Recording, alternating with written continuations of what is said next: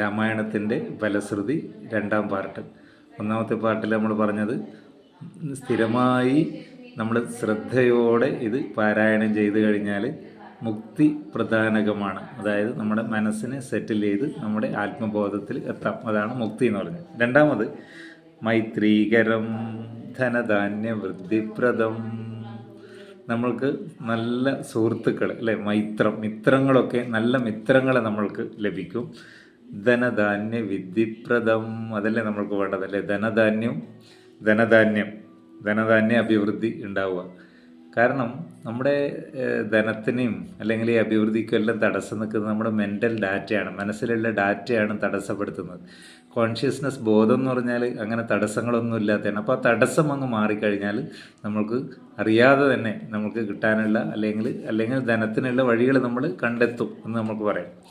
ശത്രുവിനാശനം, ആരോഗ്യവർദ്ധനം, ഇതല്ലേ നമ്മൾക്ക് വേണ്ടല്ലേ. ശത്രുക്കൾ ഉണ്ടാവാൻ പാടില്ല.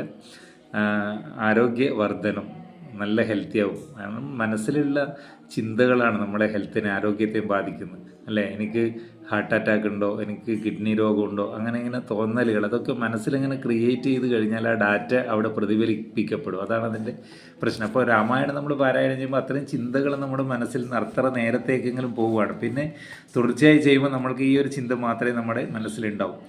ദീർഘായുരർത്ഥപ്രദം, ദീർഘായുസ് അല്ലേ, അകാല മരണമോ ഒന്നുമില്ലാതെ അർത്ഥപ്രദം, സമ്പത്തുണ്ടാവുക.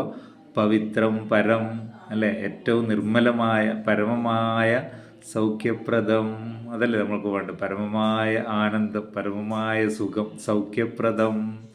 സകലാഭീഷ്ട സാധകം, എന്തെല്ലാം ആഗ്രഹങ്ങളുണ്ടോ അതെല്ലാം നടക്കും. ഇതൊക്കെ തടസ്സം നമ്മുടെ ചിന്തയാണ്. നമ്മുടെ ആഗ്രഹങ്ങളൊക്കെ നടക്കാതിരിക്കാനുള്ള ഹിൻഡ്രൻസ് എന്ന് പറഞ്ഞാൽ ഈ മനസ്സിലുള്ള ചിന്തകളാണ്. മനസ്സ് ശുദ്ധമാകുമ്പോൾ ഓട്ടോമാറ്റിക്കായിട്ട് ആ ബോധം അതിവിടെ എക്സ്പ്രസ് ചെയ്യപ്പെടും. ഭക്തിയ പഠിക്കലും ചൊൽകിലും തൽക്ഷണേ, ഭക്തി വേണം. ഭക്തി എന്ന് പറഞ്ഞാൽ ഇത് തന്നെ. അതായത് മനസ്സിൽ ഒറ്റ ചിന്ത, രാമനോ ഭഗവാനോ എന്തെങ്കിലും ഈ ഒരു ഈശ്വര ചിന്ത നിത്യം എല്ലാ കർമ്മങ്ങൾ ചെയ്യുമ്പോൾ ആ ചിന്തയോടെ ചെയ്യുക. അതാണ് ഭക്തി എന്ന് പറഞ്ഞാൽ. അല്ലാതെ കുറേ കുറി തൊട്ടല്ലോ അമ്പലത്തിൽ പോയാലൊന്നും ഭക്തിയാവില്ല. അപ്പോൾ ഭക്തി എന്ന് പറഞ്ഞാൽ സ്ഥിരം ഒറ്റ വിശ്വാസം മനസ്സിൽ.